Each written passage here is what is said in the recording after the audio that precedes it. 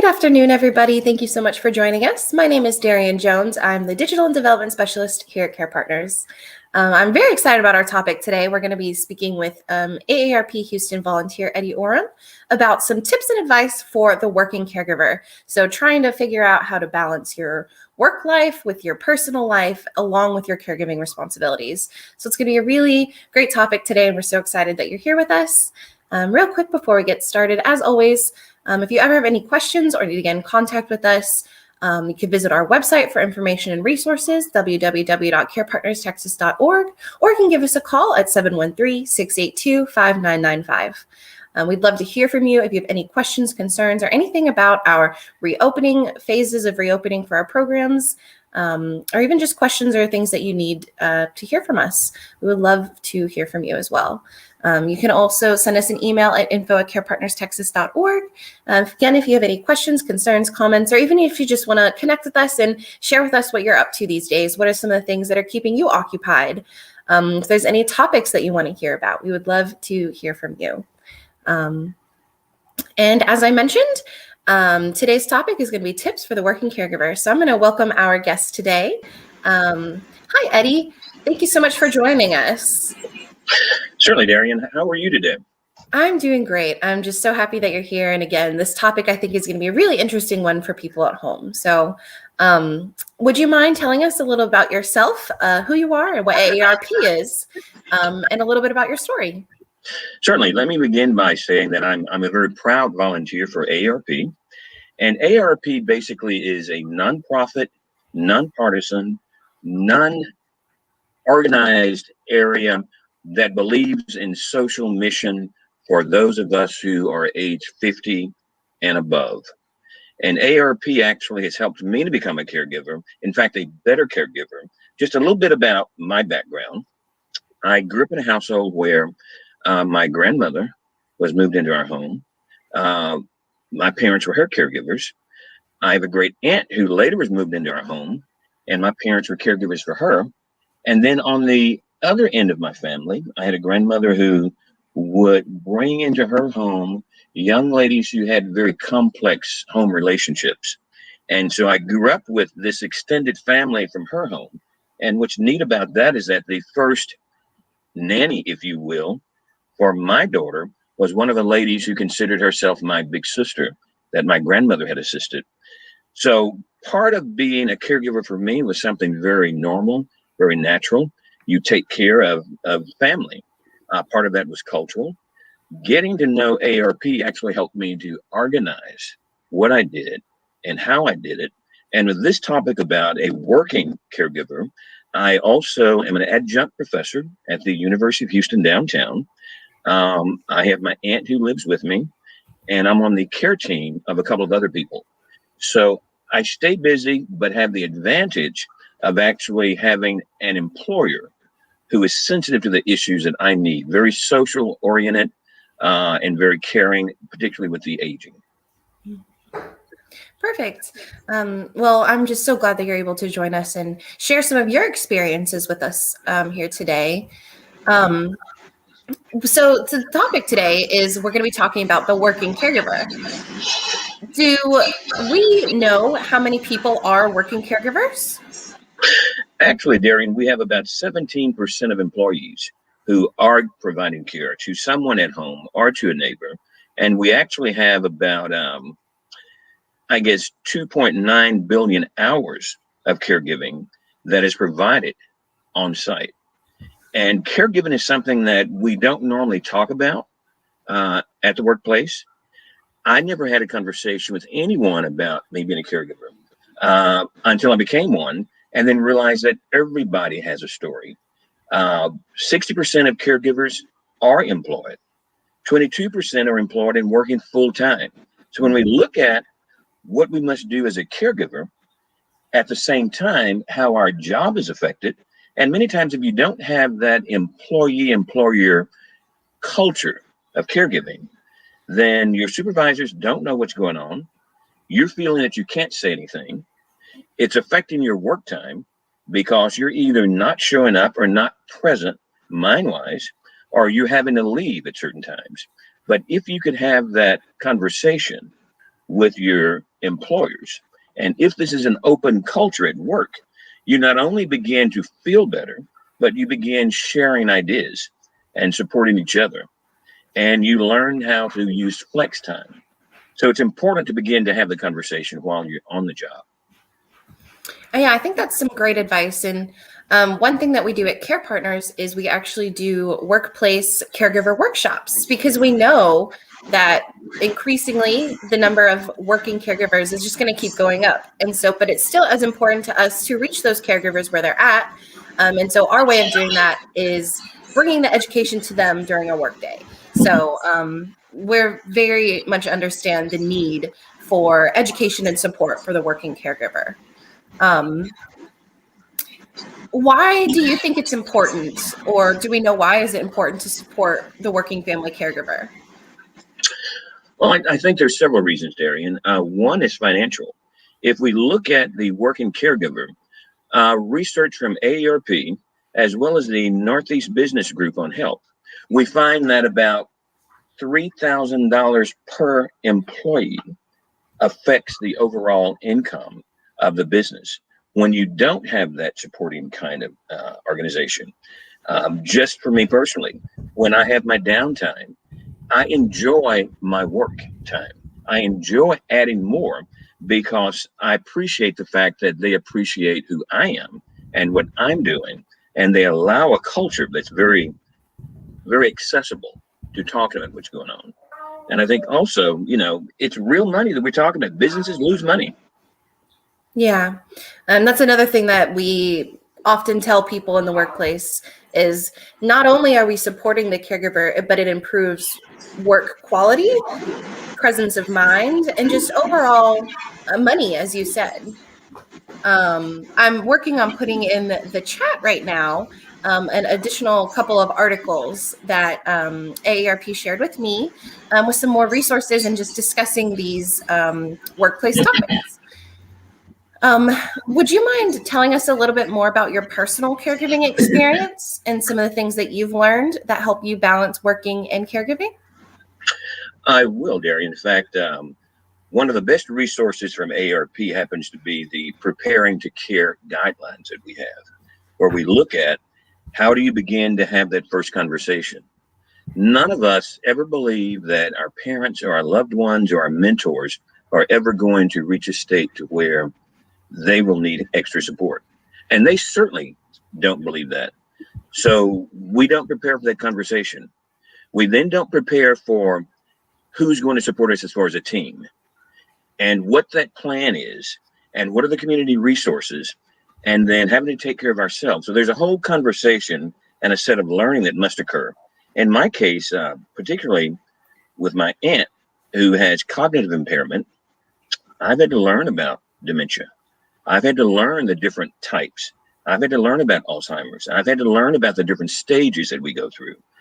And I've had to learn particular things about being a male caregiver, such as men tend to want to solve a problem and take care of the family. Well, when you're dealing with dementia or cognitive issues, that's not a problem you're going to solve. We tend to believe in what's factual and what's not. And I've had to learn that what's factual is not important in my caregiving, because the reality of my care receiver is the reality that we're going to deal with. So I've had to go from being that male who solves problems to that male who realizes every day is a different opportunity to be a better person. I've had to learn how to forgive myself on those bad days. I also have had to, as an example, find a therapist that I could speak with, realizing that I'm affected by what I do. And I have other members that I'm actually helping to take care of as well. But I've had to learn stages. I've had to learn research. I've had to learn how it affects me. I've had to learn how it affects them. And I've had to learn what do we do next.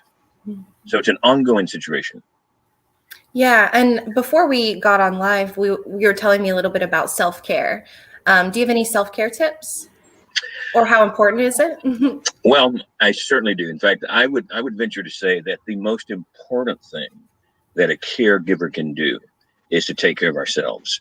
And I'll give you a small story. I was actually making a presentation for AARP and looking at the last step of taking care of yourself and speaking to why this is important.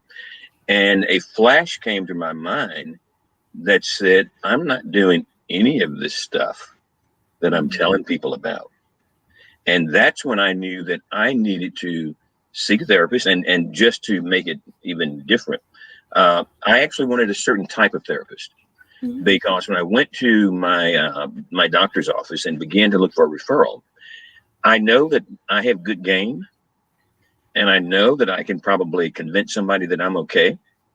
And I probably, because I've worked with students who'd had therapy and counseling, and I've watched how good they were, and I knew that they would have a problem and be in my office by the time the test is over within their class. They were better and needed to go and use all of that. So I actually wanted an African-American female who was professional, who could call me on my game, simply because I was raised with a lot of very tough, aggressive, proactive women. And women tend to work for me and call me in my game. So I had to look at my health. I had to look at my mental state. I had to look at what do I do when I'm stressed. And French's Fried Chicken was one of my stressors. That was my crack, was to go there and eat fried chicken. I was not exercising like I needed to. I had to make sure that I knew that I'm also much more than a caregiver. I'm a brother. I'm a son. I'm a father. I'm a niece. I'm a nephew. I'm sorry. And I am an uncle. And all of these pieces had to be in my life in order for them to be healthy. And I also learned that part of the process was to encourage my children and my grandchildren and nieces and nephews to be a part of the process. Now, of course, there's a hidden agenda there, but I want them to know from my modeling how refreshing this can be and simply helping other people. But at the same time, my hidden agenda was, if I need support, I want my children to know how I want to be supported. I've had to learn about the finances when you're working with someone. You know, little things that you never think about. What's their PIN number? What kind of insurance do they have? What is their mortgage or rental lease about? So, and what are their desires? Do they have burial wishes? So it's a continuing learning process that I've had to go through. And because I'm also an educator and I have this personality type, I enjoy learning. So I probably learn more than I enjoy myself. So I'm trying to work out that balance now. How do I do what I used to do by simply going out and watching the sunset and not taking this as an opportunity to get on my computer and learn yet something else? So taking care of yourself is important for you, your family, and your care receiver. Exactly. And I think that's a really important thing to remember. I know we say it all the time, but I don't think that you can say it enough, because at least personally, Right. I grew up in a family that you just kind of, you're okay all the time, and talking about things and going through and having those difficult conversations is just not really something that we really did. So learning boundaries and all those kinds of things, the self-care especially, I think is just some really great advice. And you also have to learn, what are your triggers? I mentioned earlier to you that I had a narcissistic personality disorder person who was very significant in my life. So I had to look at, why am I so secretive? Why am I trying to take care of people? I had to learn that a lot of that was about me being an enabler. That was not a good thing. An enabler is good when you are in a position to care and be compassionate, but enabler is not good when you're not doing good things for yourself or the person you care about. So all of that learning process, you know, who are you and what must you do to also take care of your own issues in order to be a better person, take care of other issues. So this caregiving experience, while working, is extremely important. And when you're on the work site, being able to have these kinds of conversations with coworkers, which I never had, never heard of anybody having. But the more open you can be with coworkers, and then you realize that everyone has someone that they care about, whether it is bringing medication to them, whether it is mowing their lawn, whether it is helping to clean their home, whether it's taking them to the doctor. We all provide care. We just don't think about it that way. And the more we think about it, the better we can be in sharing our experiences. Yeah, I was also going to mention that I think one thing that's also important to remember is asking for help is very important, and it's okay. That's one thing that I have often struggled with, is asking for help. But that's why having a support system is so important, especially for the working caregiver. Like you said, reaching out to coworkers, that kind of thing. Just finding someone that you can talk to about what you're going through, or a therapist, as you said, too. And the more we have these conversations with our friends and with our coworkers, the more we realize that we're normal and that it's okay to not be okay, to know that we have our bad days. There's certainly times that I do and say things that I'm not proud of. That's not who I want to be. But recognizing that, being able to forgive yourself and walking back into the room is a very different situation, especially when you're talking about someone who has cognitive issues, where they may not remember what just happened. And you're beating yourself up for what happened when they're ready to be happy and move on. When you're dealing with personality disorders, you have to realize that this is truly about them. And where are your boundaries? And how do you help someone that you love who's not asking for your help? So these conversations are very healthy, just to feel like and understand you're not by yourself. Exactly. And that, yeah, as we said, the importance of a support system, I think, is one of the top things that you need as a caregiver. Do you have any advice for caregivers during this crazy time of the pandemic? You know, I think a lot of caregivers, interestingly enough, have benefited from the pandemic because we actually have a chance to work from home. So we're close with our care receivers. We're not getting dressed and running several meetings. We can have several meetings. I feel an attachment and a closeness with the people that I can care for because it's easier. Now, the problem that I see with the pandemic is when we all have to go back to work. And how do you juggle making sure that someone else is taking care of your care receiver when you're not available? How do you take care of your time? How do you deal with the stress that you now realize that you're having to go through because there are more things to do? I remember the first time I actually dressed and went to a face-to-face meeting and didn't know if my pants were going to fit and wore dress clothes. I went through an entire project, a leadership opportunity this past year during the pandemic, all online. And when I met one of the individuals last week, I didn't recognize her. Of course, she had a mask on, and I'd never seen her full physical body. I'd just seen her face and upper torso. And so you realize how much you miss people. At the same time, it's reorienting yourself to work like it used to be. And now that the pandemic may be coming back, we don't know. Caregivers are in a space of what do we do next? Who do we bring in? What kind of person we bring in? How do we take care of our receiver? And in my case, you're looking at an 88-year-old individual. How do you keep them healthy? What kind of positions do you place them in outside? And who do you bring into your home? So caring for someone during the pandemic also means whether they're not living with you even, how do you make sure they have the necessary medication available? How do you make sure that they're being protected? Their space is safe. AARP also deals with keeping your home fit and making sure that if someone is living by themselves or with someone, is the home appropriate for their special needs? So caregivers during the pandemic must think in terms of being a caregiver, as most of us in the home. It's just that now we're having to do it in home and outside of the home. But the pandemic changes our lives. Exactly. And that was going to bring me to my next question, which is, does AARP have any resources available that can help? AARP has extreme resources. I believe you have our link with our AARP website, but let me also say that we have videos. We do an enormous amount of programs online, whether that is a Tai Chi class, whether that is a cooking class.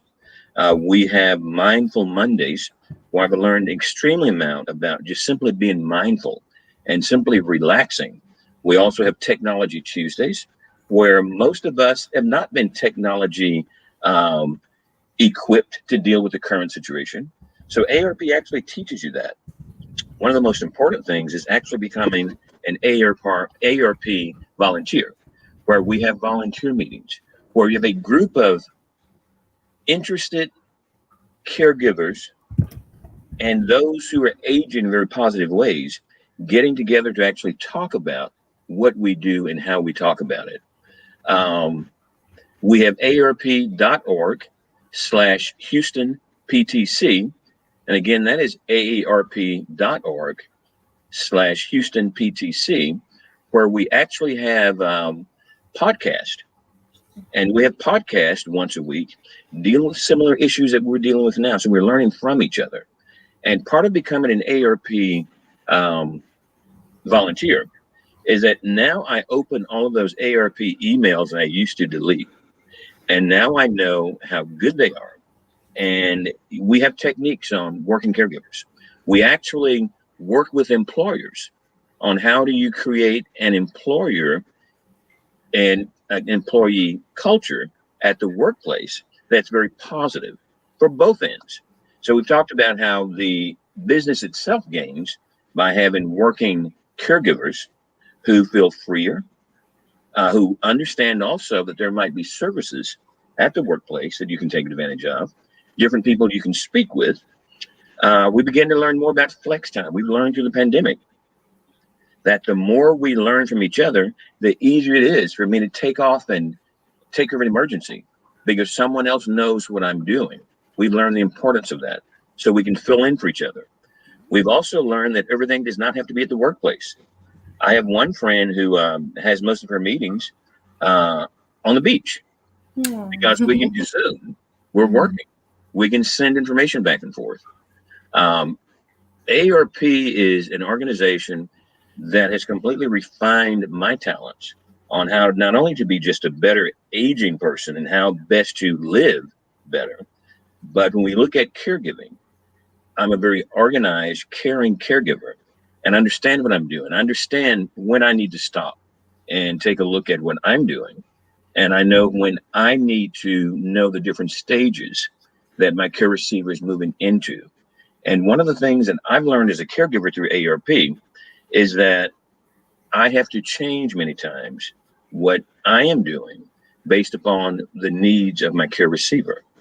And they're different needs based upon your circumstance.